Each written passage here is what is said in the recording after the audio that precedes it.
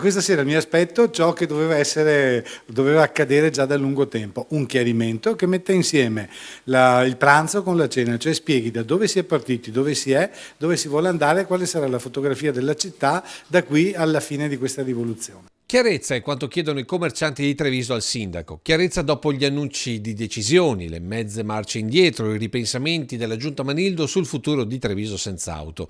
Un dramma per il commercio secondo molti negozianti che hanno espresso tutte le loro perplessità durante gli incontri porta a porta del vice sindaco Roberto Grigoletto. E sono convinto anche che sia possibile invertire la catena di comando, e cioè se prima comandava la scelta di una pedonalizzazione fatta sulla base di valutazioni condivisibili, per carità, ma non da tutti accettate, se tutti contribuiscono alla discussione le cose si possono cambiare. Variazioni che metterebbero in luce alcune lacune. Nella mia esperienza di vita so che quando prendo una decisione dopo averci pensato e difficilmente la cambio se il pensiero in origine non viene smontato per la sua improponibilità. Non so cosa sia accaduto. Probabilmente sono state le proteste e le proposte dei commercianti a mettere in discussione quasi tutto. Negozianti che pur di non vedere il centro storico chiuso definitivamente accettano anche, se con poca convinzione, la scelta dei varchi elettronici a tempo, lanciando però questa ennesima stoccata a sindaco e giunta.